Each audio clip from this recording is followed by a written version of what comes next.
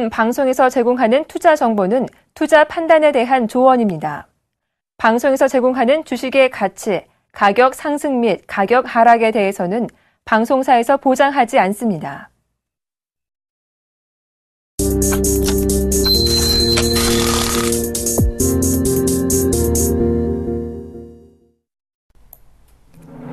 시청자 여러분 안녕하십니까? 출발 증시와이드 2부의 김동현입니다.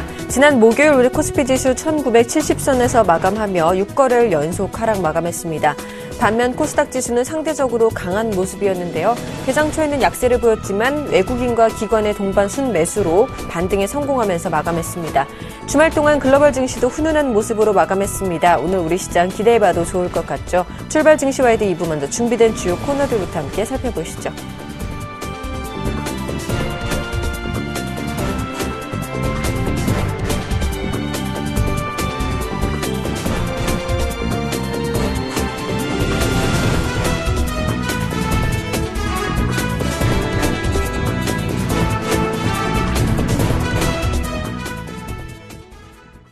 넘버원에게 듣는다 시간입니다. 미중산업경제연구소의 조용찬 소장님과 전화 연결해 보겠습니다. 안녕하십니까?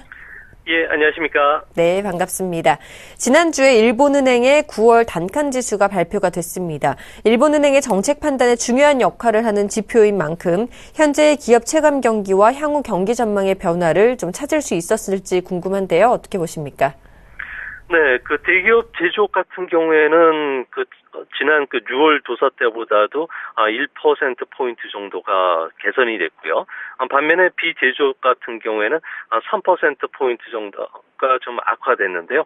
아무래도 대기업의 체감 경기가 서로 엇갈린 것은 소비세 증세에 대한 영향뿐만 아니라 여름철 날씨가 안 좋았던 데 따른 영향으로 보여집니다. 특히 제조업 같은 경우에는 8월 하순부터 찾아왔던 급속한 엔 하락으로 인해서 비용이 증가한 석유나 석탄 제품 그리고 종이와 펄프 쪽은 업황이 계속 안 좋아지고 있고요. 반면에 해외 판매가 바닥에서 벗어나면서 자동차라든지 범용기계 쪽은 계속 개선이 되고 있는 그런 모습입니다.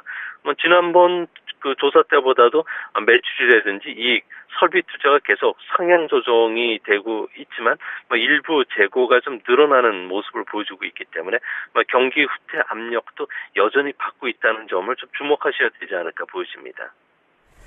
네, 이번 주에 일본의 경기 동향 지수와 기계 수주 등도 발표가 되는 걸로 알고 있는데요. 이 외에 또 어떤 일본 경기 지표들이 발표됐는지 전망치와 함께 말씀해 주시죠. 네, 이번에는 경기 동행 지수를 좀 유심히 보셔야 되는데요. 8월 경기 동행 지수 중에서 이제 현재 상황은 일치 지수 같은 경우에는 조금 악화될 것으로 보여지고요. 또 선행 지수도 계속 악화되는 추세를 띌 것으로 보여집니다. 제조업과 관련된 지표들이 다수가 좀 하락한 영향으로 인해서 동행 지수가 2개월 만에 좀 하락세로 돌아서기 때문에 내각부 같은 경우에는 경기 기조 판단을 답보에서 국면 전환, 그러니까 하락 쪽으로 하향 조정할 가능성이 크다는 겁니다. 이 때문에 일본 정부 같은 경우에도 여러 가지 경기 부양책을 내놓지 않을 수밖에 없는 그런 모습일 것으로 보여지고요. 특히 8월 경상 수지 같은 경우에는 1,639억의 흑자가 예상이 됩니다. 또 기계 수주 같은 경우는 3개월 연속 전월 대비 플러스를 기록할 것으로 보여지고요.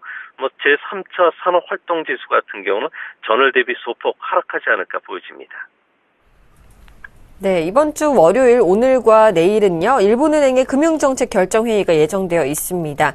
구로다 총재가 필요하다면 추가 완화를 불사하겠다라고 밝혀왔던 만큼 추가 금융정책을 내놓지 않을까 생각이 되는데요. 어떻게 보십니까?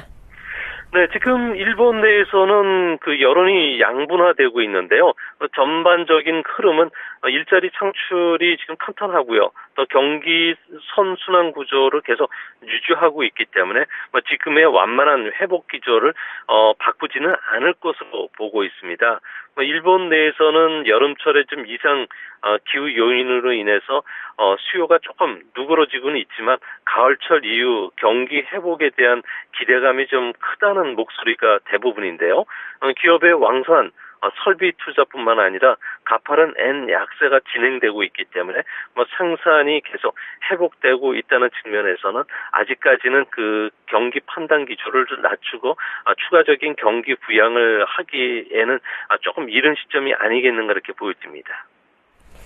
네, 지난주 니케이 평균 주가는 521엔 하락하면서 8주 만에 가장 큰 폭으로 급락했습니다. 초미의 관심사가 이 엔화 환율인데요. 이번 주에도 하락한다면 일본 증시 조정이 장기화되지 않을까 걱정스러운데 어떻게 보십니까? 네, 이번 주에 가장 중요한 점은 일본의 수급 상황이 조금 안 좋아지고 있다는 겁니다.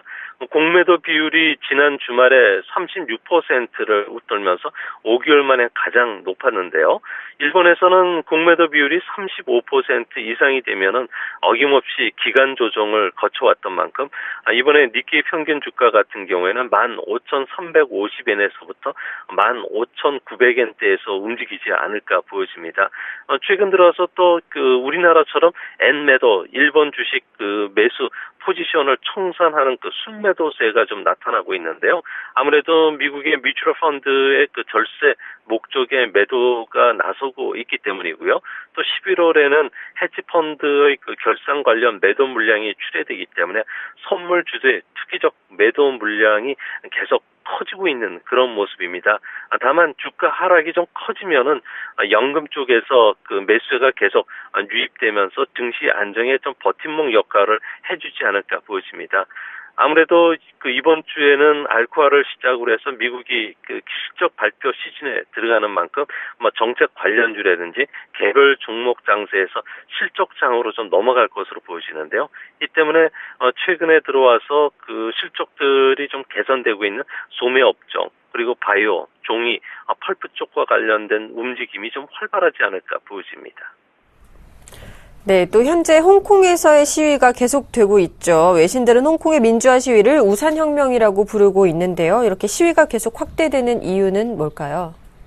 네, 아무래도 시위 배경은 홍콩이 중국에 반항될 때 2017년부터 보통 선거 제도를 도입을 약속했지만 중국이 사실상 중국 지도부들의 의견이 다 있는 그런 친중국 인사를 선출하겠다는 제도를 바꾸면서 시작이 됐는데요. 이 때문에 홍콩 중심가인 몽톡거리라든지 코즈웨이 베이 같은 경우에는 지금 시위대들이 계속 운집하고 있는 상태라고 그럽니다. 오늘 오전까지 공무원 출근하기 전까지 행정장관이 시위대를 철수하라고 최후 통첩을 보냈기 때문에 오늘 오전이 긴장감이 가장 고조될 것으로 보여지는데요. 이제 문제는 시위를 주도하고 있는 학생이라든지 저소득층 같은 경우에는 대륙에서 온 중국인들이 몰려오면서 부동산 가격을 좀 띄웠고요. 또 분유나 기저귀 같은 거 싹쓸이하면서 홍콩의 물가까지 치솟게 하고 있기 때문에 중국에 대한 감정이 계속 안 좋아지는 측면도 이번 시위의 주요 원인이 됐던 것으로 보여집니다.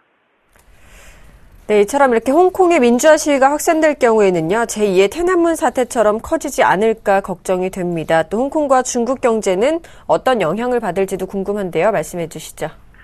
네, 시위가 조직적인 형태를 띠지 않고 있기 때문에요. 89년도의 천안문 사태처럼 확산되지는 않을 것으로 보여지는데요. 다만 정치적인 불안으로 인해서 홍콩의 경제 활동이라든지 주식 투자에는 좀 부정적인 영향을 끼칠 것은 분명해 보입니다. 소재 관련이라든지 수송기계와 같은 수출 관련주들뿐만 아니라 증권이나 금융 이런 쪽도 좀 악영향을 받을 것으로 보여지고요. 특히 중국 같은 경우에는 위안화의 국제화에도 좀 부정적인 영향을 끼칠 수밖에 없는데요. 홍콩은 세계 최대 위안화 결제 시장인 만큼 위안화 채권인 딤섬채 발행이 좀 어느 정도 타격을 입을 것으로 보여지기 때문에 중국의 국유기업 개혁이라든지 산업 구조 조정에도 좀 타격을 미칠 것으로 보여지고요. 또한 외국인들 같은 경우에 대중국 투자도 좀 위축되는 이런 불확실성이 좀 커지지 않을까 보여집니다. 네, 중국은 과거에도 여러 번 정치적인 위기를 맞기도 했었는데요. 그때 경제에는 어떤 영향을 미쳤었나요? 중국의 정치적인 불확실성이 커진다면 우리나라는 또 그로 인해서 어떤 영향을 받게 될까요? 네, 과거 중국에서는 이번과 같은 대약진 운동이라든지 문화 대혁명, 4인방 사건, 천안문 사태와 같은 한 5번의 주요한 그 정변들이 있었는데요. 이 당시에 경기 경착륙이 좀 찾아왔습니다. 중국은 외부 충격보다는 내부 정변에 무척 취약한 경제 구조를 갖고 있기 때문에 그렇대요. 아무래도 격차 사회에 따른 불만이 고전되고 있는 데다가 민주화 운동이 중국으로 확산이 되면 시진핑 정권 입장에서는 타격을 받을 수밖에 없지 않을까 보여집니다. 대신 중국 관광객들이 홍콩에서 우리나라로 몰려올 가능성이 높고요. 또 홍콩이 그동안에 아시아 허브 역할을 해왔던 만큼 외국 기업들이 한국과 같은 쪽으로 지역 총괄 본부를 이전할 수 있는 기회도 되는 것으로 보여집니다. 하지만 중국의 그 수출이 우리나라의 그 경제 의존도가 상당히 높은데요. 이 때문에 중국이 이번 사태로 성장률이 1%포인트만 떨어져도 GDP 성장률은 우리나라 같은 경우는 0.4% 하락할 수 있다는 점에서는 장기적으로 우리나라 경제에도 악재가 될 것으로 보여집니다. 네, 이처럼 홍콩의 시위가 격화됨에 따라 위안화와 홍콩 달러의 움직임이 다소 거친 가격 변동이 예상이 되고 있습니다. 10월 국제 외환 시장에서 위안화에 대한 전망은 어떻게 보고 있나요? 네, 그 10월 위엔화 같은 경우는 1달러의 6.12위엔에서 6.24위엔 범위 내에서 아마 가격 변동이 커질 수밖에 없을 거로 보여지는데요. 10월 달에는 중국의 3분기 GDP 성장률이 발표되지만 예상보다 좀 악화될 소지가 크고요. 또 홍콩 시장의 혼란이 장기화된다면 여기에 그 외환 시장에서 위엔화가 계속 하락할 가능성도 있는 그런 모습입니다. 좀 다행히 월말에는 홍콩과 상하이 간의 상호 주식 거래가 시작이 되는데요. 이 때문에 자금 유입에 대한 기대감이 크기 때문에 다소 하락하면은 좀 매수가 유입되면서 거친 변동성이 좀 띄지 않을까 보여집니다. 네, 지금까지 미중산업경제연구소의 조용찬 소장님과 함께했습니다. 오늘 말씀 감사합니다. 예, 감사합니다.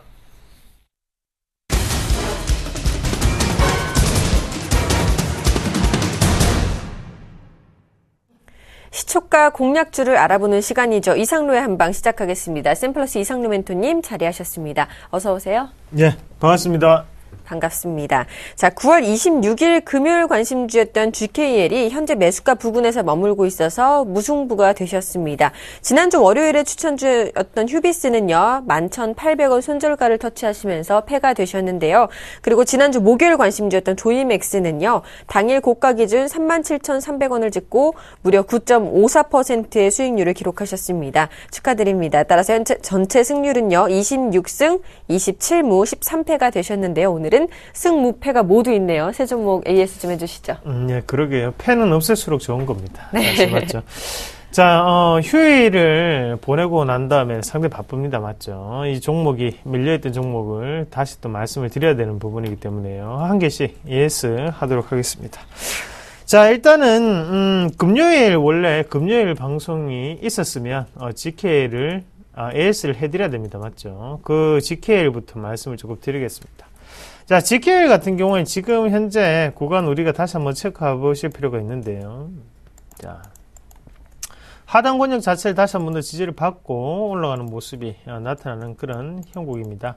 자, 앞서서 있는 모습이 상당히 중요한 게 우리가 주봉 한번 체크를 한번 해보겠습니다. 주봉 한번 보시면, 자, 추세대 안에 아직까지도 추세대로 올라가는 그런 모습이 나타났었고요. 추세대 밖으로 밀려나자마자 강한 상승을 동반해서 다시 안으로 끌어올리는 모습이 나타났다는 거죠. 이 말은 무슨 말이냐면 추세를 그대로 유지를 하겠다라는 그런 부분 자체가 이슈화가 되고 있다라는 부분 우리가 체크하실 필요가 있겠고요. 자, 하단권역 한번 보시면 손바뀜에 대한 물량이라고 해석을 해야 됩니다.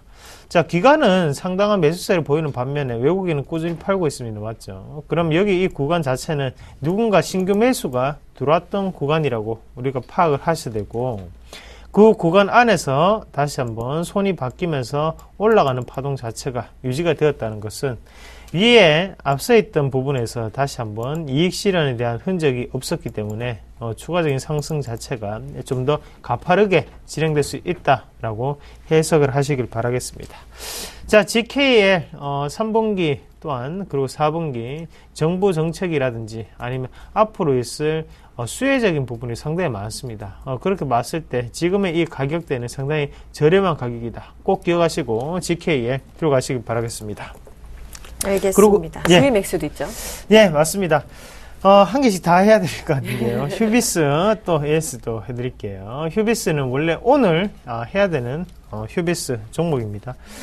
자, 휴비스 한번 같이 보겠습니다. 휴비스는 아쉽게 패를 조금 기록했는데 우리가 조금 눈여겨보셔야 되는 점이 그렇게 큰 추세 안에서는 큰 변동이 없습니다. 하지만 이게 우리가 5%를 내는 그런 부분이다 보니까 그러면 제가 당연히 또 손절가를 또 짧게 잡아드려야 되죠. 그래서 손절가도 터치하고 올라오는 그런 모습이에요. 그게 무슨 말이냐면 이미 어느 정도 상승 추세 안에 놓여있는 종목군들입니다. 맞죠? 상승 추세 안에 놓여있는 종목에서 그 종목군이 일주일 동안 움직임이 많이 나타나느냐 아니면 움직임이 적게 나타나느냐 아니면 안 움직이느냐 그 차이지 결국에는 일주일이 지나고 2주, 3주가 지나면 무조건 올라가게 되어 있습니다. 제가 그만큼 맥점에 있는 종목군들은 말씀을 드리기 때문에요. 지금까지 또 통계자료 나와 있죠. 자, 휴비스 같은 경우에도 마찬가지로 우리 조금 생각하실 필요가 있어요. 자, 지금 시장에 이슈가 되고 있는 거는 단섬유, 장섬유, 이런 섬유 업종. 맞죠? 이런 업종 자체가 의류 쪽에서도 계속 붐이 일어나고 있다는 거죠. 그러면 거기에 맞춰가지고 종목군들도 계속적인 움직임을 나타내고 있습니다. 자, 추세적인 부분에서 이미 고가권역을 돌파를 했던 종목이에요. 자, 월봉 한번 같이 보겠습니다. 자, 월봉 한번 같이 보시면, 자, 앞서 있던 이 모습 자체에서 뚫기가 상당히 힘들었죠. 그러고 난 다음에 다시 한 번 더 몇 년 만에 올랐습니까? 자, 2년 만에 올라온 변곡 부분입니다. 이 부분에서 이렇게 쉽게 그냥 꺼지기는 상당히 힘들다는 거죠. 이런 관점에서 본다면 주가 자체는 추가적인 상승 기조가 좀 더 크게 나타날 수 있다는 점 우리가 다시 한 번 더 기억을 조금 하시고 휴비스 아쉽게 폐 처리가 되었습니다. 하지만 이 종목 아직까지도 살아 있습니다. 그래서 낮은 가격에 팔지 마시고 높은 가격에 파십시오. 어차피 제가 말씀을 드렸던 가격보다 지금 빠져 있는 게 한 2% 정도 빠져 있거든요. 자, 1%, 2% 정도 빠져 있는데 크게 손해보지 않습니다. 그래서 종목의 장기적인 플로를 보고 우리가 조금 더 따라가는 전략 이렇게 말씀을 드리도록 하겠습니다. 자, 마지막으로 조이맥스인데요.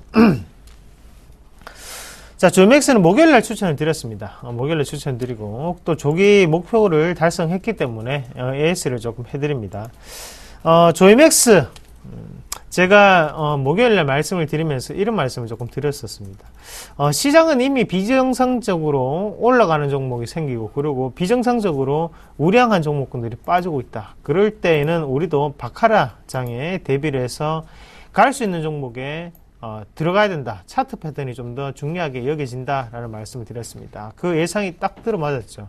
그러면서 지금 조이맥스 같은 경우에도 큰 폭의 상승을 보이면서 제가 조이맥스 소개시켜 드릴 때 그 말씀 드렸습니다. 실적이 좋은 종목이 아니라 이미 테마성 재료가 있기 때문에 게임주들이 모두 다 움직이기 때문에 이 조이맥스도 움직일 것이다 라고 말씀을 드렸었죠. 자, 실적은 좋지 않습니다. 지금 추가적인 상승이 가능한 차트입니다. 자, 한번 같이 보겠습니다. 자, 차트를 유심하게 봅니다. 어떻게 보냐면 하단권역에 손이 바뀌는 자리를 봐야 돼요. 자, 하단권역 보시면요. 주포가 누구예요? 지금 누가 주가를 끌어올렸습니까? 지금 바로 기관이 주가를 끌어올리고 있는 상태입니다. 기관이 적극적인 매수세를 보임으로써 주가는 올라가는 시그널을 나타내고 있구나. 그 상황에서 고점에서 매수, 그리고 저가로 내려가는데 매도, 이것은 있을 수 없는 일이에요. 비정상적인 일이 벌어졌던 그 포인트가 바로 맥점입니다. 그러고 난 다음에 다시 이 자리를 기점으로 해서 자, 이렇게 한번 보면 어떻나요? 앞에 벌써 다 돌파를 했죠. 어려웠던 그 투매 자리를 다 돌파를 하고 난 다음에 지금은 한번 페이크적인 움직임이 나왔다는 거죠. 자, 이렇게 보면 우리가 음봉에 끝나는 봉이지만 길게 본다면 이어질 수 있는 봉입니다. 그렇게 봤을 때 추가적인 상승은 좀 더 가능하다. 그래서 이 종목 목요일 날 검사를 받는 날이죠. 목요일까지 몇 퍼센트가 가는지 시청자 여러분들 그리고 저희 가족분들 다 지켜보시길 바라겠습니다. 자, 수익 축하드리겠습니다. 네, 축하드리고요. 오늘장 시초가 5% 공략주는 어떤 종목 준비해 오셨나요? 시장 자체 다시 한 번 더 정상적인 흐름으로 돌아올 수 있습니다. 오늘 준비했던 종목은요, 실적으로 승부하겠습니다. 자, 삼원광재라는 종목입니다. 삼원광재라는 종목은요, 자, 우리가 대원강업이라는 운수장비 회사가 있습니다. 그 회사에 지금 물건을 어느 정도 발주를 시키는 역할을 하는 기업이고, 주로 물건 자체를 내는 것은 뭐냐면 그 스프링이 있어요. 냉간 스프링이라고 우리가 하는데요. 자동차 안에 들어가는 용품을 뜻하는 겁니다. 그리고 뭐 스테빌라이저비나 아니면 토션바 같은 부분을 납품하고 있다는 거죠. 자, 화면 한번 같이 보겠습니다. 자, 왼쪽에 보면 코일 스프링 나오죠. 그리고 중간에 그림도 나오고, 그리고 오른쪽에 토션바가 나옵니다. 자, 세 가지의 이 물질의 공통점이 있습니다. 자, 금속으로 됐다. 첫 번째. 두 번째는 뭡니까? 바로 자동차에 해당하는 부품이구나 라는 부분 우리가 체크하실 필요가 있다는 거죠. 자, 자동차에 해당하는 부품이기 때문에 어느 정도는 매출에 꾸준한 부분이 나타날 확률이 상당히 높습니다. 맞죠? 그리고 금속업종 같은 경우 원재료 자체가 가격이 상당히 다운됐습니다. 그럼 거기에 대해서 마진폭 자체는 크게 늘어날 수 있다는 점 우리가 체크해 보실 필요가 있겠고요. 그러면 그 많은 업종 중에, 그런 많은 금속 업종 중에 왜 삼원광재를 선택을 했냐? 삼원광재 다음 그림 한번 같이 보겠습니다. 자, 다음 그림 한번 같이 보시면요. 안정성 지표입니다. 이게 무슨 말이냐면 유동비율하고 부채비율, 우리가 흔히 얘기를 많이 하는데요. 대부분의 금속 업종이라든지 아니면 건설 업종 보면 이 부채 비율이 상당히 높게 나타납니다. 그래서 우리가 투자를 하기가 상당히 애매하다는 거죠. 하지만 부채 비율이 33%로 상당히 안정적인 재무구조에 해당하는 게 바로 이 삼원광재입니다. 또한 반기 영업이익률이 8.4%, OPM 8.4%라는 것은 변동성이 크게 나타날 수 있겠다. 대신에 위로 크게 나타날 수 있겠다라는 부분을 우리가 체크하실 필요가 있습니다. 자, 그리고 이 자리 차트 한번 같이 보겠습니다. 차트 한번 보시면요. 자, 어때요? 바닥 권역에서 지금은 물량 자체를 고르고 난 다음에 올라오는 1차적인 파동 안에 놓여있는 차트입니다. 자, 주봉으로 한번 같이 볼게요. 자, 주봉 한번 같이 보시면 박스권 자체, 그리고 행보권역, 과매도 구간이 상당히 길었다, 그죠? 지금부터 올리는 이 물량 자체는, 자, 앞에 있는 이 물량은 매집에 대한 물량입니다. 이 자리는 이제 보험을 들어놓은 가격이에요. 그럼 이 자리는 깨지지 않습니다. 깨지지 않아요. 지금부터 해야 되는 것은 여기 위에서 어떤 자리에 지지를 받고 올라갈 것이냐, 이건 보면 돼요. 그러면 현재 이 가격대는 상당히 우리가 접근할 수 있는 가격대다라고 말씀을 조금 드릴게요. 그래서 이 종목 같은 경우는 어차피 대원강업이 해외 진출합니다. 그럼 그렇게 봤을 때 2015년부터 폭발적으로 매출이 크게 다시 한번 성장할 수 있다고 판단을 하고요. 자, 매수가는 시초가 말씀을 드리겠고요. 1차적인 목표가는 플러스 5%, 그리고 손절가는 하단에 4,770원 손절가로 잡아드리도록 하겠습니다. 네, 오늘장 시초가 5% 공략주는 삼원광재를 소개해 주셨고요. 강연회가 있으시다고 하죠. 예, 맞습니다. 10월 11일 날 토요일 날 오후 2시에 오후 2시에 시작을 하고요. 그래서 동부 금융센터 삼성역에 있는 곳이에요. 300석 규모인데 많은 분들이 오셔가지고 제가 지금 급하게 얘기하죠. 하지만 그때는 천천히 여러분들하고 다 커뮤니케이션 할 수 있는 그런 공간을 가지도록 하겠습니다. 알겠습니다. 강연회에 참석하셔서 좋은 정보 얻어가시길 바라겠습니다. 지금까지 샘플러스 이상로 멘토와 함께 오늘장 시초가 공략주 들어봤습니다. 오늘도 좋은 종목 소개해 주셔서 고맙습니다. 네, 고맙습니다.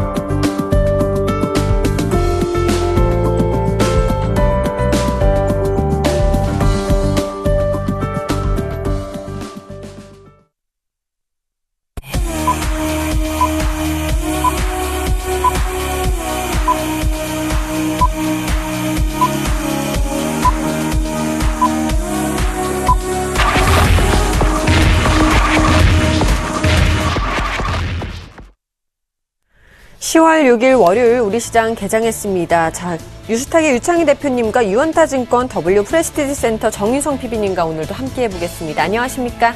안녕하십니까? 자, 먼저 오늘 시장 출발 상황부터 살펴봐 주실까요? 네, 오늘 출발 상황은 나쁘지 않다 생각 좀 하고 있습니다. 11포인트 정도 상승해서 코스피가 1980포인트에서 주가가 형성되고 있고요. 아무래도 뭐 우리나라가 지난 목요일하고 금요일하고 지난 목요일하고 수요일이죠. 목요일하고 수요일이 좀 큰 폭의 좀 급락이 나온 상황에서, 해외 증시가 어쨌든 지난 금요일에 좀 강세로 마감이 됐기 때문에, 반발적인 상승이 나오는 것이다 생각을 좀 할 수 있겠고요. 오늘 올라오는 것은 뭐 해외 증시가 오늘 설사 약세로 마감됐다고 하더라도 지수적 반등이 나올 수 있는 권역이기 때문에 오늘 지수 상승 자체만으로 어떤 큰 의미를 부여하기 좀 이르다 생각을 좀 하고 있습니다. 그래서 제한된 반등에 너무 휩쓸릴 필요는 없지 않을까 생각을 좀 하고 있고요. 코스닥 시장도 마찬가지로 일단 그동안 많이 빠졌던 상황에서 오늘 강하게 올라오고 있는데 0.7% 정도 상승해서 573포인트에서 형성이 되고 있습니다. 거의 574포인트라 생각하시면 되시는데요. 21선 정도를 일단 안착하는지 여부를 확인하면서 접근하시는 게 좋다 생각을 좀 하고 있고요. 선물 지수는 전체적으로 강세를 띠고 있습니다만은 코스피 대비해서 덜 올라오고 있다는 부분들, 그다음 선물 베이시스가 안 좋다는 얘기인 것이고요. 선물 베이시스가 좋지 못하다는 얘기는 프로그램 매수가 나오기가 좀 힘들다는 것이고, 외국인들이나 기관의 선물 움직임에 따라서 시장이 약간 외도둑 장세가 좀 진행될 수 있기 때문에 이번 주 만기가 또 있다라는 부분도 착안하시면서 일단 선물의 움직임 체크를 하시면서 접근하시면 좋다 생각 좀 하고 있고요. 환율적인 부분들이 상당히 최근에 좀 중요한 이슈가 되고 있는데요.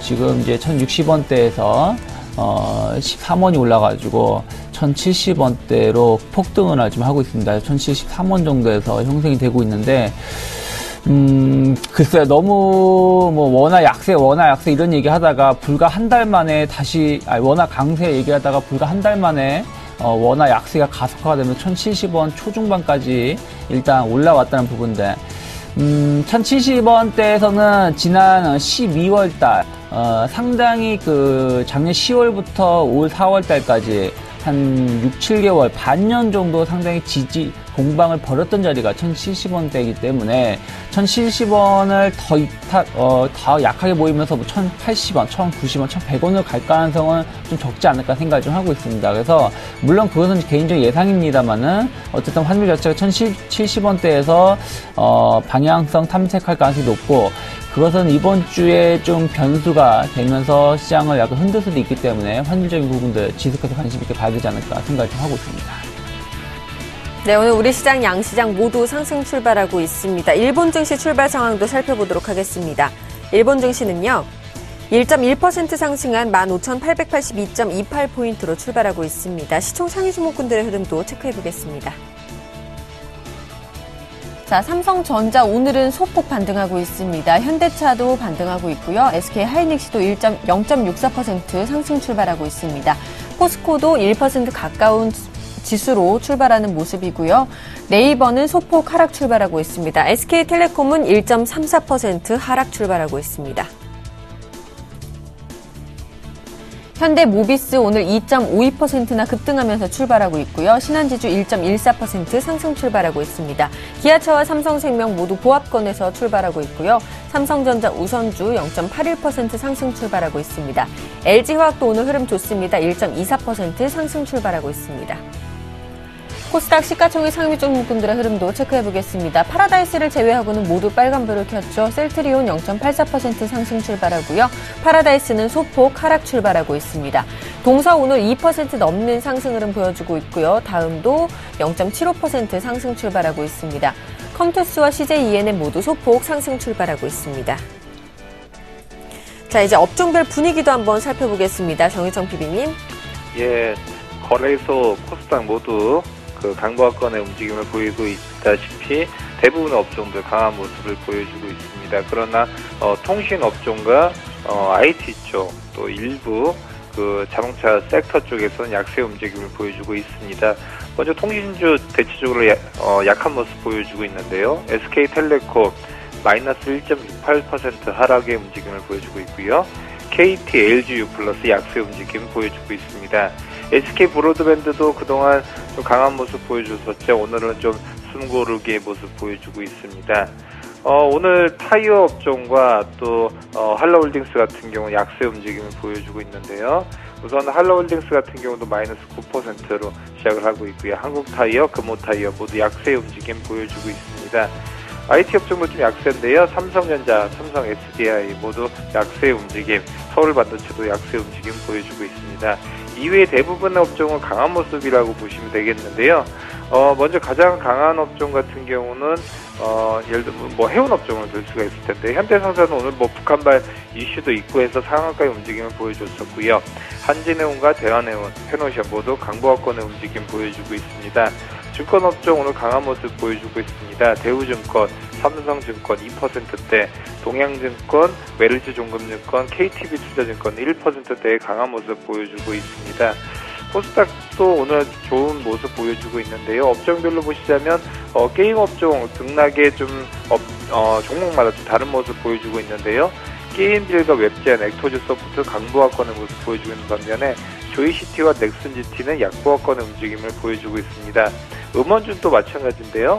로엔과 KT뮤직은 약세 움직임을 보여주고 있는 반면에 소리바다와 네오이제 인터넷 같은 경우는 강보합권의 모습을 보여주고 있습니다. 오늘 눈에 띄는 쪽은 또 방송 콘텐츠 쪽인데요. 오늘 SBS 콘텐츠 허브가 지금 뭐 한류 콘텐츠 수출 쪽에 대한 이슈로 인해서 오늘 3.5% 강한 움직임 보여주고 있고요. SBS 미디어 홀딩스, J 콘텐츠리, SBS, CJ ENM 등도 강보합권의 모습 보여주고 있습니다. 네, 이렇게 업종별 분위기 살펴봤고요. 이제 수급도 살펴보도록 하겠습니다. 오늘 외국인들 소폭 매수해주고 있네요. 네, 일단 외국인들 좀 매수가 좀 유입이 되고 있고요. 그렇다고 하더라도 뭐 28억 정도 수준이기 때문에 뭐 매수라 말하기가 조금 민망할 정도 수준인데 이것이 오후장까지 좀 이어질 수 있는 여부를 좀 봐야 되지 않을까 생각을 좀 하고 있고요. 무엇보다도 이제 선물에 대한 매도가 끊이지 않는다는 부분들, 코스닥도 한 58억 정도 매도가 나오고 있는데요. 지난주 흐름을 보신다면 외국인들이 선물하고 유가증권 시장을 서로 번갈아 가면서 강한 매도를 좀 반복을 했었죠. 특히 이제 이번 주 만기, 내일 모레가 만기이기 때문에 만기를 앞둔 상황에서 일단은 시장 자체가 상당히 조금 외국인들 선물 수급에 의해서 변동성이 좀 확대될 수 있다는 거 체크하시고요. 또 환율에 의해 가지고 선물이나 유가증권 시장 매도 나올 수 있다는 거 보시고요. 오늘 좀 코스닥에 대한 매도가 좀 많이 나오고 있습니다. 코스닥도 계속해서 보시면은 한 3,400억 규모로 하루는 매도가 나오면서 코스닥 시장을 뭐 급등, 급락 이런 식으로 계속 엇박자를 만들고 있는데 오늘 일단 매도가 나오고 있기 때문에 상승폭 자체가 좀 줄어들 수 있다는 거 체크를 하시면서 일단은 변동성 장세 수급을 좀 봐야 되지 않을까 생각을 좀 하고 있습니다. 네, 바로 이어서 외환시장 흐름도 살펴보도록 하겠습니다. KB 외환선물의 정경팔 팀장님과 전화 연결해 보겠습니다. 안녕하십니까? 네, 안녕하세요. 자, 환율이 오늘 급등하고 있습니다. 13원 50전 상승하면서 출발한 흐름인데요. 현재 동향 살펴봐 주시죠. 네, 오늘 서울 외환시장 지난 목요일 종가 대비 13원 50전이 급등한 1,074원 90전에 개장했고요. 개장 이후에는 업체 내부가 등장하면서 상승폭을 다소 줄이는 모습입니다. 이 시간 현재는 1,070원에 거래가 되고 있습니다. 오늘 환율이 급등세를 보인 것은 지난 주말에 발표된 미국의 9월 고용지표가 크게 호조를 보이면서 글로벌 달러가 주요 통화 대비 급등세를 보인 영향을 반영하고 있습니다. 미국의 9월 비농업 부문 고용이 24만 8천 명을 기록하면서 다시 20만 명대를 회복했고요. 실업률은 5.9%로 지난 2008년 7월 이후 최저치를 기록했습니다. 특히 주당 평균 근무 시간이 34.6시간으로서 금융위기 이후 최고치를 기록함으로써 미 기업들이 향후 추가로 고용할 수 있는 여지가 마련되었습니다. 그러나 미 연준의 옐런 의장이 금리 인상의 중요 요소로 간주하고 있는 임금 상승률이 2%대에 그쳤고요. 지난 5월 이후 최근까지 물가 수준 역시 하락세가 이어지면서 미국 경제는 미 연준이 조기금리 인상을 단행할 수 있는 명분과 연기할 수 있는 명분을 모두 갖추는 모습입니다. 미 고용지표에 대해서 외환시장은 매파적인 재료에 더 민감하게 반응하는 모습 보였고요. 주식시장은 비둘기파적인 재료에 더 민감하게 반응하면서 달러와 주식이 동시에 강세를 보였습니다. 달러화가 엔화를 비롯해서 유로화와 호주달러 등 주요 통화 대비 급등세를 보였고요. 달러원 1개월물은 뉴욕 여교 시장에서 장중한때 1,077원, 현물 환율로 환산해서 1,075원 40전까지 급등했습니다. 이후 1,073원 25전, 현물 환율로 환산해서 1,071원 65전 수준에서 여교 시장의 장을 마감했습니다. 달러원은 기술적으로 과매수 양상을 보이고는 있습니다만 아직은 상승세가 쉽게 누그러지지 않을 기세입니다. 업체들이 내고 물량이 나오겠습니다만 업체 내고에 의해서 달러 강세 기조가 꺾일 만큼의 많은 물량이 나오지는 않을 것으로 보고 있고요.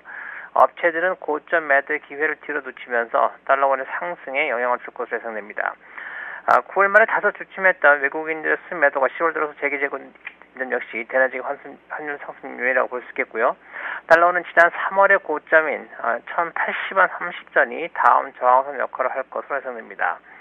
달러 원의 주변 변수를 보면 달러 N은 아직 109엔대에 머물고 있습니다만 110엔대 진입할 경우 113엔대까지 상승 예상되고 있고요. 유로 달러의 경우 1.25달러의 하향 돌파를 앞두고 있습니다. N1의 경우 달러 원의 상승 속도가 달러 N의 상승 속도보다 빨라지면서 반등세를 보이고 있고요. 100엔당 975원 수준에서 거래가 되고 있습니다. 네, 지금까지 KB 외환선물의 정경팔 팀장님과 함께 외환시장 동향 살펴봤습니다. 오늘 말씀 고맙습니다. 네, 감사합니다.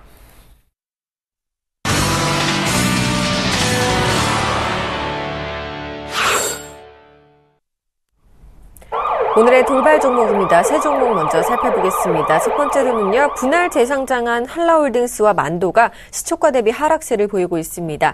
대브시스터즈는 상장 첫날 공모가가 34%로 웃돌았고요. 북한의 최고위급 인사 전격 방한 소식에 경협주들이 환호를 하고 있습니다. 세 종목 살펴봐 주시죠. 예, 우선 먼저 만도와 한라홀딩스를 좀 보시겠습니다. 우선 만도와 한라홀딩스가 지금 기업 분할로 재상장을 했는데요. 첫날 둘 다 급락의 움직임을 보여주고 있습니다. 오늘 거의 상당히 많이 하락을 했던 부분을 볼 수가 있는데요. 우선은 만도와 한라홀딩스의 일적 분할을 했고, 그 다음에 기존에 만도 주주의 이제 부정적인 인식이 있었죠. 아무래도 그런 부분이 이제 주가 하락에는 아직까지는 기업 분할을 하더라도 그런 부분 여파가 두 종목 다 지금 영향을 미치는 것으로 좀 판단이 되고 있습니다. 우선 현 시점에서는 한라와의 분리, 그 다음에 순환 출자의 해소, 그 다음에 사업 본질적인 부분에 대한 집중적으로 하겠다라는 그런 기업들의 그런 움직임은 지금 눈에 띄게 좀 보여지고 있습니다. 우선은 이렇게 분할을 하면 가장 좋은 것은 이제 지배 구조 리스크가 어느 정도 완화가 됐기 때문에 수익선이 이제 우선 개선이 될 것으로 기대가 되고 있고요. 배당 성향도 앞으로 확대가 될 것으로 좀 보여지고 있기 때문에 우선은 내년까지 본다라고 하면 우선은 만도 같은 경우는 우선은 좋은 흐름을 보여주지 않을까 싶고요. 하지만 이런 하락 부분이 언제까지 계속될 것인지 그런 부분 조금 눈여겨 보시면서 보시길 바라겠고요. 한라홀딩스도 마찬가지입니다. 오늘 거의 하한가까지 갔다가 지금 저가에서 좀 올라가는 모습을 보여주고 있기 때문에 이럴 경우는 한 번쯤은 공략을 해볼 수 있는 자리가 아닌가 그렇게 생각을 하고 있습니다. 두 번째 말씀드릴 종목은 대브시스터즈인데요. 오늘 첫날 움직임이 있었죠. 오늘 첫날 상장을 했었는데요. 오늘 강보합권 움직임 보여주고 있습니다. 오늘 시초가 대비해서 좀 강보합권이지만 첫날 상장한 거는 공모가가 있죠. 아무래도 상장하기 전에 이제 증제를 이제 여러 가지 주식을 시장에 상장하기 전에 일반 주주들을 청약을 받아서 이제 넘겨주는 부분이 있는데 그런 공모가 대비해서는 이제 40% 이상이 올라와 있고 그 다음에 이제 시초가가 결정이 되어 있다라고 볼 수 있을 것 같습니다. 우선은 이쪽 같은 경우는 쿠키런으로 유명한 이제 모바일 게임 업체죠. 그러다 보니까 지금 게임 업종들 한창 지금 분위기 좋을 때 좋은 시점에 지금 상장했다라는 부분 상당히 우선은 타이밍이 굉장히 좋다라고 볼 수 있을 것 같습니다. 그래서 공모가도 우선 53,000원 정도 시장에서 공모가 범위가 43,000원에서 거의 5만원까지 봤었는데 이것보다도 3,000원이나 비싼 53,000원으로 결정이 됐었습니다. 그런데 이것이 또 지금 시초가는 이제 77,000원까지 뛰었다는 거죠. 그만큼 뭐 공모가에서는 지금 거의 뭐 대박의 수준으로 지금 이루어져 있습니다. 하지만 지금 대부분의 시청자분들은 지금부터 이제 접근이 할 것인지 말 것인지 이제 그런 부분이 조금 유념이 될 텐데요. 우선은 쿠키런 외에도 여러 가지도 있지만 이 종목 같은 경우는 아직까지는 몇몇 종목에 지금 몇몇 가지 그 게임에만 지금 집중이 돼 있기 때문에 그런 부분이 여러 가지도 이제 그 다양화가 특히나 게임 업종 같은 경우는 포트폴리오가 중요한데 그런 부분을 좀 보면서 접근하시길 바라겠고요. 오늘 7만 원대 지금 조금씩 밀리고 있는데 이런 부분에서 본다라고 하면 시초가가 어느 정도는 이 대부 시스터즈에 대한 또한 모바일 게임 업종에 대한 그런 프리미엄까지 반영은 충분히 해 있는 것이 아닌가 그렇게 예상이 되고 있습니다. 마지막으로 말씀드릴 종목은 이제 남북 경협주인데요. 관련주들 오늘 북 고위급의 깜짝 방문에 의해서 남북 경제 협력 관련주들 같은 경우가 급등을 하고 있습니다. 현대상선도 상한가의 움직임이 있고요. 에머스퍼시픽도 지금 상한가의 움직임, 뭐 제용솔루텍도 대부분 상한가의 움직임에 있습니다. 또한 뭐 좋은 사람들, 이제 남해화학, 현대엘리베이터 전통적으로 남북에 대한 화해 모드로 갔었을 때는 좋은 흐름. 만약에 굉장히 뭐 그 미사일을 쏜다든지 전쟁 위험이 있었을 때는 급락, 또한 뭐 그 빅텍이라든지 스페코 같은 전쟁 관련 주들이 급등을 했던 부분을 볼 수가 있죠. 우선은 이쪽 남북 북한 고위급이 왜 왔냐? 이런 부분에서 본다라고 하면 지금 보면 뭐 군총정치국장, 뭐 노동당 비서 등 굉장히 고위급에서 지금 아시안 게임 폐막일에 맞춰서 지금 인천을 이제 적극 방문을 한 상황이고요.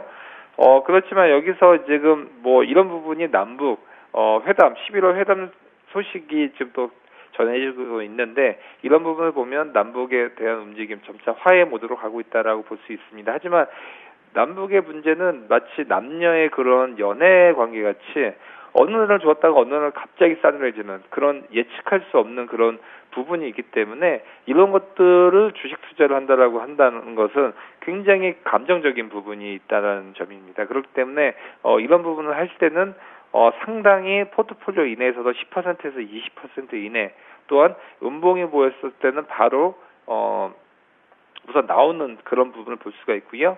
또한 그 기업 본연의 가치도 있습니다. 그런 부분도 여러 가지를 합쳐보면서 좀 접근을 하시길 바라겠습니다. 네, 이어서 세 종목 더 살펴보도록 하겠습니다. 첫 번째로 LG 디스플레이입니다. 3분기 실적 기대감에 닷새 만에 반등하고 있고요. 아프리카TV는 외국계 매수 유입의 신고가를 경신했습니다.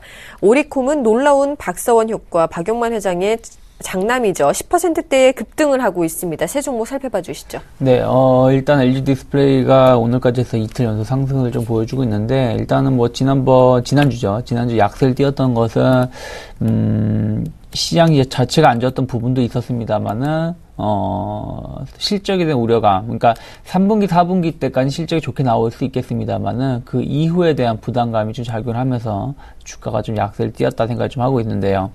오늘은 또다시 일단 3, 4분기 실적이 좋을 것이고, 또 내년에도 의외로 좋은, 실적을 보일 수 있다라는 기대감이 좀 크게 작용하고 있는 것 같아요. 그래서 주가가 오늘도 올라오고 있는데, 일단은 그동안 주가가 하락했던 것에 대한 기술적 반등이라 좀 생각하시면 되실 것 같고요.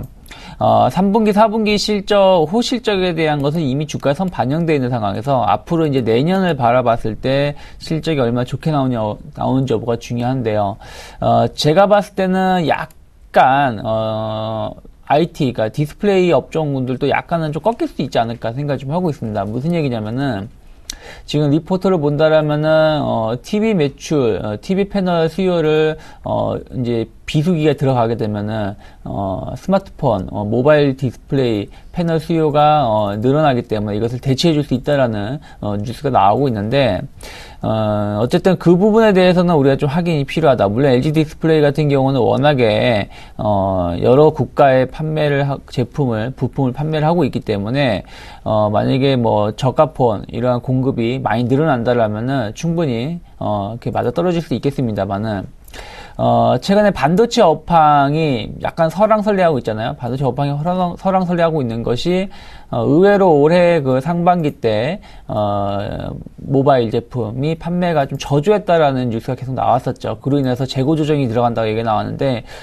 그렇게 따르면은 그 디스플레이 역시 마찬가지로 재고 조정에 같이 들어갈 수밖에 없다라는 것이죠. 반도체는 들어가는데 뭐 디스플레이 안 들어가거나 이런 건 아니기 때문에요. 그래서 그러한 부분들이 앞으로 이제 약간의 그 불확실성이 한번 나왔을 때는 이러한 뉴스는 계속해 나올 수가 있다 생각을 좀 하고 있습니다. 그래서 주가 자체가 의미 있는 매물대 35,000원을 돌파를 확인하기 전까지는 35,000원대 매물대 완전히 돌파하기 전까지는 제한된 반대 혹은 박스권 장사가 계속 연출될 수 있기 때문에 무리하게 접근하시는 거는 좀 위험할 수 있다라는 거 말씀드리고 싶고요. 아프리카 TV가 강세를 띠고 있습니다. 신고가를 좀 기록을 하려고 하는 모습을 띠고 있는데요. 뭐 실적에 대한 기대감도 계속 있고요. 수급적으로도 외국인이 꾸준히 매수세에 들어오고 있고요. 일본 시장에도 진출을 지금 거의 마무리되고 있죠. 만약에 일본 같은 경우는 개인 인터넷 방송 이러한 시스템이 아직은 정착이 안 되어 있기 때문에 2019년에서 2020년까지는 연 한 160%대로 고속 성장이 가능하다라는 평가가 주로 이루고 있고요. 우리나라보다도 일단 인구가 2배 이상 많고요. 땅덩어리도 한 2배 이상 넓기 때문에 충분히 우리나라 이상의 성과를 기록한다라면은 그에 따른 매출 증가는 충분히 우리가 엿볼 수 있다, 기대를 해볼 수 있다 생각을 좀 하고 있습니다. 그래서 이러한 것은 좋은 뉴스가 될 수 있다 생각하고 있고 모바일 게임 쪽에서도 약간의 이제 실적이 나오고 있기 때문에 의미 있는 상승세 좀 더 이어질 수 있지 않을까 생각 좀 하고 있고요. 신고가를 기록을 하고 있고 매물대 돌파를 거의 확인되고 있습니다만 어쨌든 33,000원대를 지지 여부를 확인하고 접근하신다라면은 추가적인 상승 주가 수혜를 입을 수 있다 생각 좀 하고 있고요. 끝으로 오리콤이 뭐 강세를 띠고 있는데 워낙에 거래가 없는 회사가 글쎄 뭐 호재라고 말하기 좀 애매하죠. 말씀하신 것처럼 박용만 두산그룹 회장의 장남이죠. 박서원 씨가 지금 이제 빅엔트 대표인데요. 여기에 이제 오리콤 부사장급으로 이제 발령을 받는다 얘기가 나왔습니다. 그래서 뭐 이제 본격적인 4세 경영에 돌입을 하는 것이 아니냐라는 평가가 이루어지는데 4세 경영에 돌입한다고 해서 뭐 오리콤의 실적이 그렇게 좋아지거나 이런 건 아니라 생각을 좀 하고 있고요. 아직은 뭐 박용만 회장님께서 뭐 연세를 많이 드시거나 이런 건 아니기 때문에 뭐 그냥 일단은 연습 삼아 내려보낸 것 같고 오리콤 회사가 이제 광고회사죠. 우리나라 종합 광고회사로서 매출은 7위를 차지하고 있는데 작년부터 급격히 이제 매출이 급감했다는 부분들. 왜냐면 두산그룹에서 많은 매출 광고를 수주를 할 텐데 두산그룹 전체적으로 좀 실적이 좋지 못하다 보니까 광고 수주가 좀 적었다라는 부분들이 있겠죠. 그것을 이제 내일 당장 박서원 씨가 여기에 부사장급을 취임한다고 해서 두산그룹의 실적이 급격히 다 늘어나는 건 아니기 때문에 이러한 뉴스로 올라오는 주가 자체는 그닥 좋지 못하다 생각을 좀 하고 있고요. 차익성 매물이 쏟아지기 시작한다면 다시 3,000원대 초반으로 되돌림 될 수도 있기 때문에 좀 보수적으로 보는 게 좋지 않을까 생각을 좀 하고 있습니다. 알겠습니다. 세 종목 더 살펴보도록 하겠습니다. 증권주들이요, 실적과 정책 기대감 고조에 동반 강세를 보이고 있고요. 영업무역은 패딩으로 유명한 업체죠. 실적 기대감의 신고가를 경신하고 있습니다. 대성산업은 2,000억 유상증자 소식에 하한가를 기록했는데요. 세 종목 살펴봐 주시죠. 예, 오늘 증권주들 강한 모습 보여주고 있습니다. 대체적으로 2에서 3%대 좋은 흐름 보여주고 있는데요.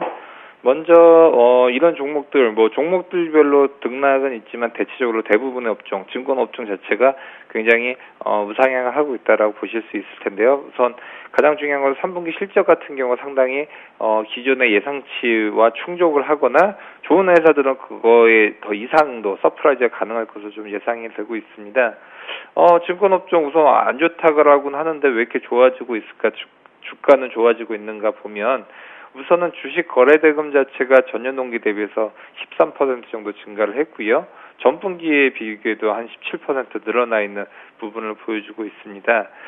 또한 증권사들 같은 경우는 이제 현금만 들고 있는 것이 아니라 채권을 많이 들고 있습니다. 근데 최근에 이제 금리 하락에 의해서 기존에 갖고 있던 채권의 평가 금액 자체가 올라가고 있기 때문에 이런 부분에서도 실적 부분이 좋아질 수가 있고요. 그다음에 뭐 여타 금융상품은 모르겠지만 ELS 등의 발행을 계속적으로 호조를 보여주고 있다. 특히나 지수형 쪽에 대한 ELS는 꾸준하게 유입이 되고 있기 때문에 저금리 기조에서는 사실은 증권업종 자체가 좀 좋아질 수 있는 시그널은 맞다. 저 금리는 우선 낮고 우선은 그런 부분이 보여주고 있기 때문에 주가 쪽, 주식형 상품 쪽도 돈이 들어올 수 있는 구조로 돼 있다라고 볼 수 있을 것 같습니다. 거기다 덧붙여서 정책적으로도 좀 호조가 되고 있는데요. 신재용 금융위원장이 경제 활성화 대책의 일환으로 주식시장 활성화 대책을 이달 중에 발표할 것으로 좀 또 내다보고 있고요. 또 내년도에는 이제 상한가 제도도 이제 30%로 이제 확대가 되고 있기 때문에 여러 가지로 봤을 때는 증권업종들 상당히 업종 자체가 턴어라운드 하는 부분은 분명하다라고 보실 수 있겠습니다. 두 번째 말씀드릴 종목은 영원무역인데요. 3분기 실적 기대감에 52주 신고가를 경신을 하고 있습니다. 영원무역 같은 경우는 우선 해외 진출 쪽이 가장 큰 이슈죠. 우선 베트남과 방글라데시 소재의 생산과 우선 수지 계열화가 순조롭게 진행 중이기 때문에 이런 부분이 보면 비용을 절감할 수 있는 측면이 분명히 있기 때문에 3분기 매출액과 영업이익 부분이 7에서 9% 정도 늘어날 것으로 지금 내다보고 있습니다. 특히 수출 쪽은 이제 달러 기준 매출액인데요. 이런 부분이 이제 해외 쪽도 두 자릿수 이상의 성장 추세를 이어갈 수 있기 때문에 상당히 탄탄하게 영업무역은 갈 것이다라고 보실 수 있겠습니다. 세 번째 말씀드릴 종목은 대성산업입니다. 대성산업 오늘 지금 하한가의 움직임에 있었고요. 대규모 유상증자 결정이 있었죠. 우선은 운영자금 마련을 위해서 2,090억 원 규모의 2천만 주를 유상증자기로 결정을 했었습니다. 우선은 증자 방식은 이제 주주 배정 후 실권주 일반 공모로 갈 예정이고요.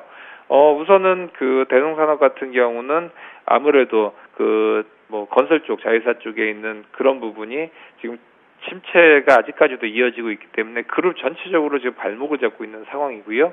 이쪽으로 자금이 계속 나가고 있다 보니까 채권도 그렇고 주식도 그렇고 모두 다 약세 움직임을 보여주고 있습니다. 그렇기 때문에 이런 부분에서 본다라고 하면 우선 대성산업 부채 비율을 우선 낮추는 쪽이 우선 가장 중요하다. 주식 부분에서도 본다라고 하면 재무구조가 안 좋은 회사는 우선은 굉장히 과도한 리스크가 한꺼번에 나올 수도 있기 때문에 상당히 이런 부분에서 조심을 해야 된다. 재무구조 취약한 회사 주식 투자할 때 채권도 물론 마찬가지겠지만 주식 투자할 때 가장 조심을 하시길 바라겠고요.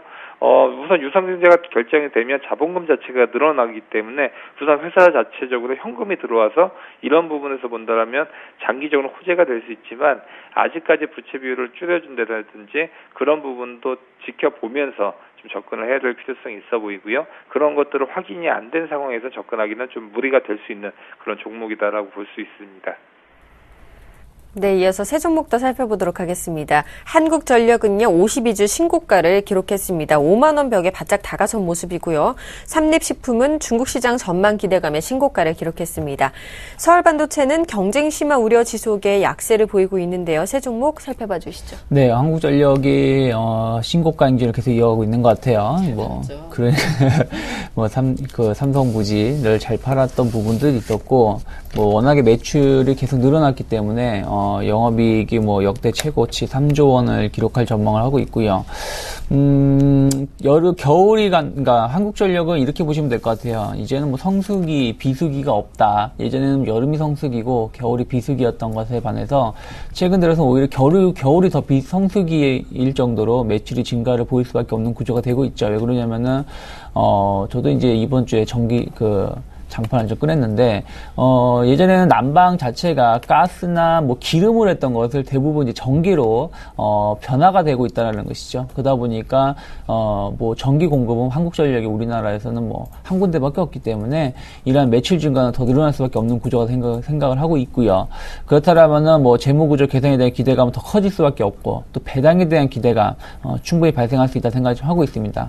그렇기 때문에, 5만원이 단기적으로 조금, 심리적인 부담감을 작용할 수 있겠습니다만은, 제가 봤을 때 5만원 이상으로 더 갈 수 있다. 한국전력은 계속 작년부터 말씀드릴 때마다 좋게 보고 있기 때문에, 꾸준하게 중장기 투자 관점에서 접근하시면 좋지 않을까 생각을 좀 하고 있고요. 삼립식품이 SPC 그룹이 이제 중국으로 진출에 대한 기대감이 좀 작용하고 있습니다. 프랜차이즈 업체들이 중국에 진출하게 되면은 그로 인해서 이제 매출 증가를 좀 꾀할 수 있지 않을까라는 전망이 나오고 있는데요. 아무래도 이제 뭐 새로운 시장, 그 시장 자체가 또 작은 것도 아니고 전 세계에서 뭐 최고로 큰 땅덩어리를 갖고 있는 국가에 진출하는 것이기 때문에 잘 진행이 된다라면, 성공적으로 안착을 한다라면은 뭐 우리나라의 매출을 뛰어넘는 매출을 보여줄 수밖에 없겠죠. 하지만 중국에서의 식품 사업이라든지 이런 프랜차이즈 사업 자체가 쉽지 않은 것도 사실입니다. 기존에 진출해 있는 업체들도 의외로 좀 성장세를 강하게 못 이끌어가고 있는 부분들도 있기 때문에 일단 우리가 좀 지켜봐야 되겠죠. 지켜본다는 얘기는 앞으로 6개월에서 1년 정도 바라봐야 된다고 생각하고 있습니다. 그래서 기대감으로 주가가 좀 과도하게 오르기는 쉽지 않다라고 생각하고 있기 때문에 일단 주가 움직임 한 14만원 안착 이후에 추가적인 상승 얼마 전에 보여줄 수 있는지 여부를 좀 바라보면서 접근하는 게 좋지 않을까 생각을 좀 하고 있고요. 서울 반도체가 약세를 띠고 있습니다. 뭐 약간 보합권까지 좀 반등을 보여줬는데 LED 조명 시장에 대한 불확실성이 계속 커지고 있죠. 뭐 지난주 목요일 정도에는 뭐 삼성그룹이 LED 조명 시장에서 빠져나간다라는 얘기가 나오면서 약간 경쟁이 좀 수익성 반사 이익을 누릴 수 있지 않겠느냐 얘기가 나왔는데, 뭐 삼성이 이쪽 시장에서 빠진다는 얘기는 그만큼 수지 타산이 안 맞는다는 얘기이기 때문에 오히려 그런 부분을 더 걱정해야 되지 않을까 생각을 좀 하고 있습니다. 그래서 LED 조명 시장에 대한 불확실성, 경쟁력 심화는 너무 과도화가 되고 있고요. 지금 치킨 게임이 진행되는 상황에서 당분간 실적 개선에 대한 기대감은 조금 낮아질 수밖에 없고, 조금 주가 자체도 반등은 제한적 반등, 의외로 안 좋은 뉴스가 나오면 지속적인 저점을 갱신할 수 있다는 거 확인하시면서 좀 보수적으로 바라봐야 되지 않을까 생각을 좀 하고 있습니다.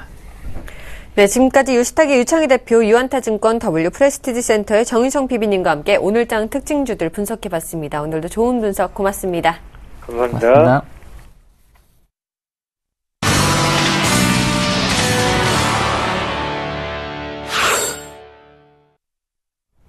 증권사별 투자 전략을 알아보는 시간입니다. 화면으로 먼저 함께 전략 만나보시죠. 최희승 차장님입니다. 1970선 전후로 단기 바닥 공방이 치열하다라고 말씀해 주셨고요. 정효훈 팀장님입니다. 미증시 고용지표 호조 속에 상승했다. 국내 증시 투자 심리 긍정적이다라고 말씀해 주셨습니다. 김혜란 연구원입니다.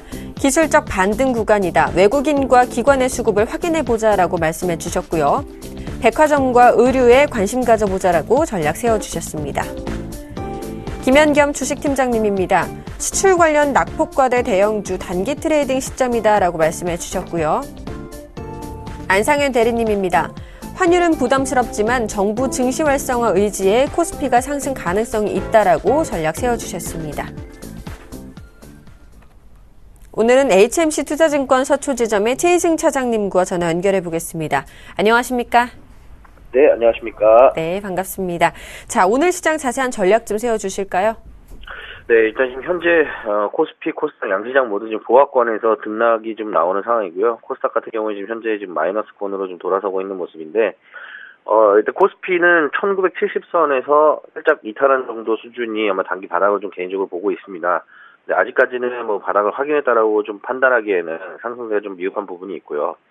오늘 같은 경우에 시장의 특징을 좀 살펴보면은 남북 경협주들, 지금 뭐 북한의 그 실세 2, 3, 4위의 서열을 가지고 있는 실세 3명이 방남을 하면서 그 대북 관련, 남북 경협 관련 종목들이 오늘 좀 상한가 가는 모습들이고요. 뭐 에머스 퍼시픽이라던가 뭐 현대상선 이런 종목들인데, 뭐 일단은 가지고 계신 분들은 절반 이상 차익 실현하는 게 좀 좋지 않겠나 싶고요. 일단은 뭐 이게 어떤 기대감이지 실질적으로 뭐 어떤 실적에 반영되는 그런 단계가 아니기 때문에, 예, 그런 너무 허영심에 젖어서 계속 가져가는 것보다는 차익 실현하는 게 좋다 이렇게 좀 말씀드리고, 내일 또 삼성전자 실적 발표가 있습니다. 잠정 실적 발표긴 하지만은, 예, 어닝 쇼크 나올 거는 이미 시장에서 다 알고 있겠죠. 주가는 이미 다 반영을 했고, 예, 단기 바닥 출현 가능성이 있기 때문에 관심 있게 봐야 될 부분이라고 생각을 하고요.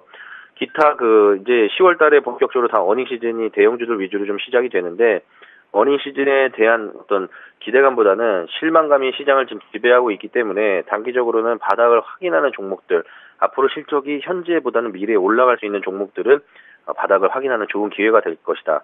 이번에 좋은 필터링의 기회로 삼을 기회이라고 좀 생각을 하고요. 뭐 성장형 기업이라면 지금 뭐 달러도 굉장히 우호적으로 움직이고 있는 뭐 현대차라든가 그리고 KCC라든가 이런 종목들 위주로 좀 지켜볼 필요가 있겠다 싶습니다. 네, 지금까지 HMC 투자증권 서초지점의 최희승 차장님과 함께 오늘장 핵심 전략 세워봤습니다. 오늘 말씀 감사합니다. 네, 감사합니다.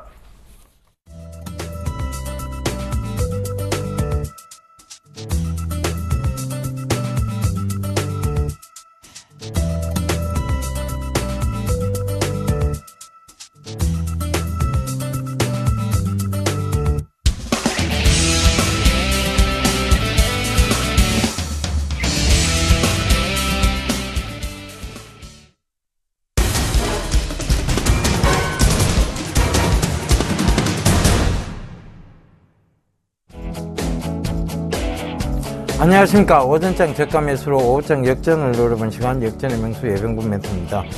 자, 장 출발한 지 한 30분이 지났는데요. 변동성이 좀 큽니다. 자, 이유는 뭐냐면 여전히 거래대금 부재입니다. 거래대금 부재가 이런 시장의 어떤 모습들을 만들어내고 있는 것이고요. 지금 뭐 일단은 대외적 변수 이런 여러 가지 악재들이 있습니다. 그런 부분도 좀 참고를 해보셨으면 좋겠습니다. 자, 이런 현상은 그럼 언제까지 지속될 것이냐에 대한 부분입니다. 바로 이제 10월 뭐 한 옵션 만기일까지는 봐야 되겠죠, 그죠? 그 부분 참고해 보시면서 지난 종목들 좀 짚어드리도록 하겠습니다. 일단 지금 최근에 이제 통신 장비 관련해서도 조금 많이 좀 떨어진 반면에 그 다음에 이제 지금 미래차 관련주들, 즉 전기차 관련주들도 많이 좀 조정이 들어왔죠. 그 부분도 참고를 해보시고요.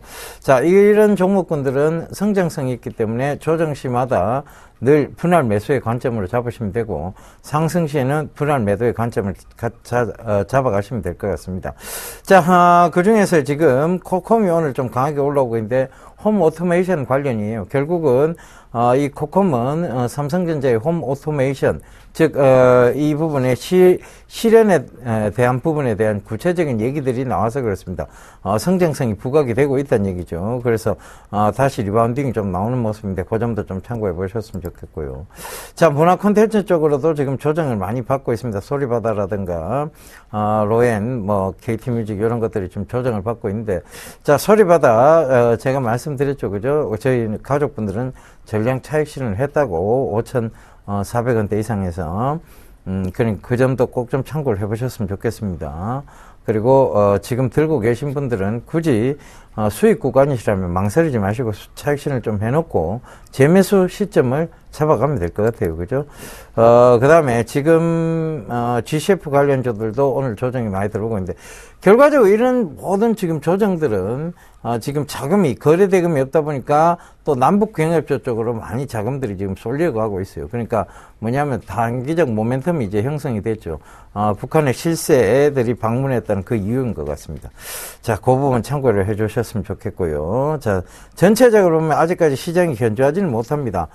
코스닥이 금요일 날은 강한 반등이 이루어졌는 반면에, 자, 금일은 또 조정이 들어오고 있고, 코스피가 또 이제 또 조정이 크게 들어왔다가 금일은 상승 쪽으로 가닥을 잡아나가고 있습니다. 자, 제가 1968포인트 저점 부근을 그 가족분들께 얘기를 드리고 난 이후에 반등은 있었어요. 그렇지만 지금 시원한 반등은 아니란 얘기죠. 그 점도 참고를 해보셨으면 좋겠는데요. 자, 이런 부분들을 전체적으로 제가 다시 한번 짚어드리도록 하겠습니다. 자, 제가 월요일마다 기획으로 하고 있는 게 있죠. 기획 3000포인트. 자, 기획 3000포인트 외쳤는데 웬일입니까? 그죠? 2000포인트를 깨버렸습니다. 자, 2000포인트를 깬다고 해서 이것은 중기적이고 장기적 흐름은 아닙니다. 분명히 단기적 흐름이고, 긴 역사적 구간 속에서 보면 단기적 흐름들은 언제나 구간 나올 수 있습니다. 물론 이 부분에 대해서 강하게 말씀드려서 여러분들께서 그런 부분에 대해서 조금 실망을 하셨다면 그 부분에 대해서는 죄송스럽게 생각하면서 사과의 말씀 올리도록 하겠습니다. 그런데 단기적이에요. 늘 단기적인 흐름보다는 중장기적 관점에서 잡고 가셔야 되는 부분이고, 그래서 제가 기획 3,000포인트를, 단기적으로 3,000포인트를 어떻게 가겠습니까? 그죠?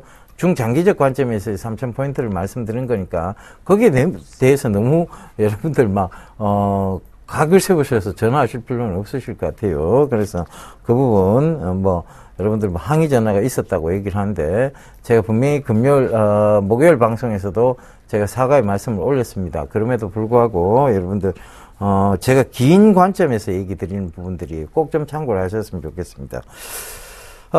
그리고 이 10월 옵션 만기일까지의 선물에 대한 부담감, 이런 것들이 좀 작용을 계속 하고 있습니다. 선물 옵션에 대한 부담감, 이런 것들이 작용을 하면서 시장에 지금 변동성을 또 만들어 나가고 있는데요. 자, 코스피가 또 상승폭을 다 내주고 하락 반전했네요. 그죠?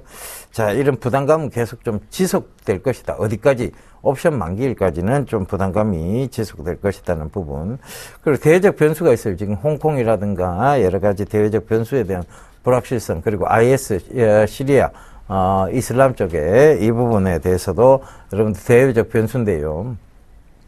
자, 옛날에 임진왜란이 일어나기 전에, 정발, 그러니까 부산, 동래지사 정발과 이런, 사람들이, 바로, 이제 일본으로 이제 수신사로 갔죠. 가서 돌아오면서 전쟁은 일어나지 않는다라고 했는데 결국은 전쟁은 일어났습니다. 그러면서 굉장히 임진왜란의 큰 난을 겪게 됐는데요. 자, 제가 오늘 드린 얘기에 그 얘기가 안 될까 혹시 좀 두려워서 얘기는 좀 먼저 서두를 좀 깔았습니다. 제가 지난 주말에 홍콩을 다녀왔습니다. 홍콩을 다녀왔는데 거기서 느낀 하나의 큰 감정은 뭐냐 하면 이게 대다수의 시민들이 참여하는 시민혁명 수준은 아니다는 점이었습니다. 그게 뭐냐면 지금 일부 학생들과 그 다음에 일부 삼합회라고 불리는 조직이 있죠. 그 조직들이 같이 공동으로 참여를 하는 이제 그 시위적 성격을 가지고 있고, 그래서 사실 그날 갔는 날 칼부림이 좀 있었습니다. 칼부림이 있었는데 그래서 사실 도망치듯이 굉장히 멀리 떨어져서 봤습니다. 겁나더라고요. 그런데 그런 부분들은 뭐냐면 일종의 지금 삼합회가 좀 결부가 되어 있는 것 같아요. 근데 이 삼합회가 왜 결부가 되어 있냐? 결국은 이제 이권에 대한 부분이겠죠. 그죠? 그런 부분들이 중국에서의 어떤 간섭이 심해지다 보니까 이런 것들이 어느 정도 이권에 대한 부분들이 개입이 된 것 같습니다. 대다수의 시민들은요, 장사하기 바쁩니다. 사실 야시장을 가보지는 못했고요. 홍콩에 이제 지금 관광객들이 많이 오는 그 이제 침사추이라든가 그다음에 하버시티라든가 이런 쪽에서는 제가 돌아다니 보니까 결과적으로 관광객들이 굉장히 많아서인지 홍콩의 대다수 시민들은 장사하기 바쁩니다. 장사하기 바쁘고 돈 벌기 바쁘더라고요. 그러니까 그 부분 참고를 좀 해보십시오. 전체적으로 보면 시민혁명 수준은 아니었어요. 제가 판단한 것은. 그런데 이게 또 잘못된 걸 수도 있습니다. 사실상 부산 동래지사 정발이 전쟁 안 일어난다고 얘기했듯이 똑같은 어떤 그런 관점에서 또 얘기가 잘못 오전될까봐 조금은 두려운데요. 사실은 제가 느낀 감정을 그대로 말씀드리는 겁니다. 그래서 이게 시민혁명으로 번질 가능성, 우산혁명이 천안문 사태 정도의 어떤 혁명이 될 수 있느냐, 거기에 대해서는 저는 아니라는 생각이 조금 많이 들었습니다. 천안문 사태는 사실상 대다수의 시민혁명에 가까운 사태였습니다. 그러니까 그런 부분들 참고해 보신다면 그때는 또 유혈 사태가 있었고요. 이것은 지금 경찰이 유혈 사태를 만들어낸다기보다는 시민들이 유혈 사태를 지금 만들고 있지 않느냐. 그 부분도 좀 생각을 해보셔야 될 것 같아요. 자, 2048포인트에까지의 대반등입니다. 이 대반등은 옵션 만기 후 시점으로 좀 미뤄야 될 것 같아요. 왜냐하면 지금 시장을 올릴 의지가 전혀 없어 보입니다. 시장을 지금 계속 변동을 주면서 시장을 올리지는 않겠다는 의지가 선물 옵션의 어떤 흐름상에서 분명히 나오고 있네요. 그래서 그 부분도 좀 참고를 해보시고요. 아직은 불확실성이 존재를 합니다. 결과적으로 뭐냐 하면 실적이에요. 이 삼성전자의 실적이 진짜 예상치만큼 못하느냐, 그런 거에 대한 불확실성, 확실하지가 않죠. 와, 진짜 삼성전자가 5조가 안 된단 말이야. 이런 얘기들이 시장에 돌기 시작하고 있습니다. 이 불확실성들은 계속 지속이 되고 있는 거예요. 그러면서 대형주의 종목군들 위주에서, 즉 특히 자, 이거 살펴보겠습니다. 대형 IT 쪽에 지금 삼성전자 여기에 대한 불확실성이 지속되면서 삼성전자가 115만 원대 그러니까 그 밑을 지금 하회하고 있다는 것, 그죠? 그러면서 자동차 역시 현대차, 기아차 오늘 반등은 주고 있습니다만 운송장비 쪽으로 보면 모비스도 결과적으로 뭐냐면 이 10조 5천억이라는 그 한국전력의 토지 매입보다는 지금 떨어진 시가총액 현대차, 기아차, 현대모비스의 시가총액이 제가 목요일 날도 말씀드렸습니다만은 결국은 11조가 넘게 떨어졌다는 얘기죠. 그러면 그들은 오히려 더 싸게 매입할 수 있는, 즉 10조 5천억 때문에 빠진 게 11조를 넘었었습니다. 그러면 그게 뭐냐면 배보다 배꼽이 큰 구간이 되겠죠. 그죠? 그러니까 시가총액이 11조가 날아가 버렸어요. 그러면 배보다는 배꼽이 더 커져 있는 상황입니다. 이거는 저평가가 확실하다는 얘기죠. 그러면서 이제 좀 반등은 좋은데 이건 아직까지는 기술적 반등이라고 봐야 될 것 같아요. 10조 5천억이 거의 맞추려고 하는 것 같습니다. 그죠? 그 부분 참고해 보셨습니다.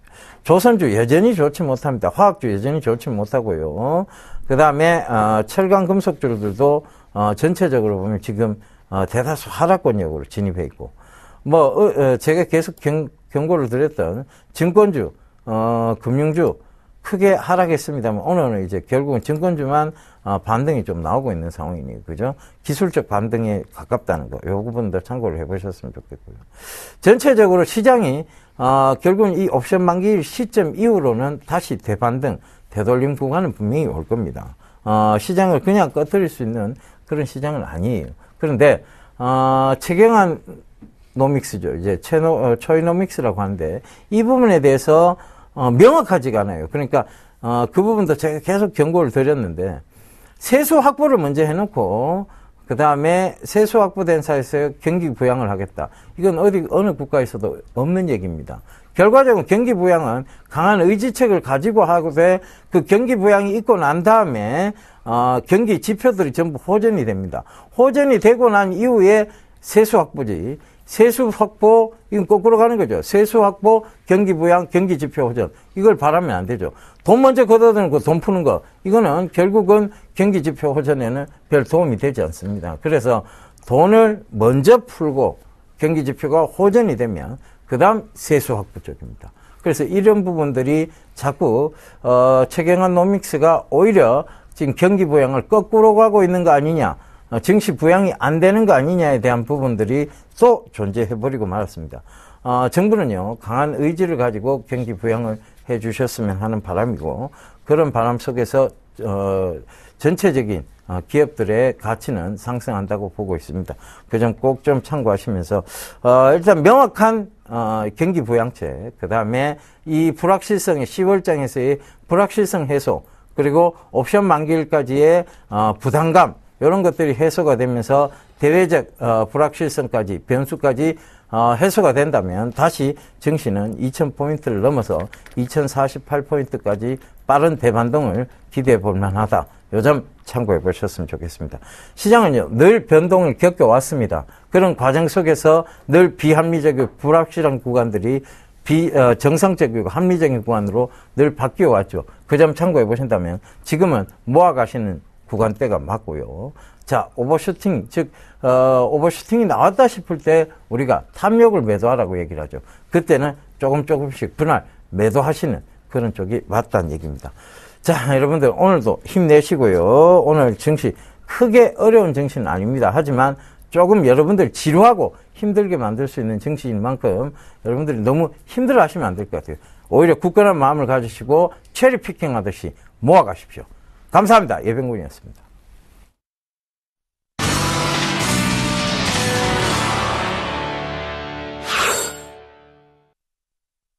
네, 월요일 우리 시장 시작한 지 1시간 정도 됐는데요. 지금 1976포인트 선에서 거래가 되고 있습니다. 강보합에서 거래가 되고 있고요.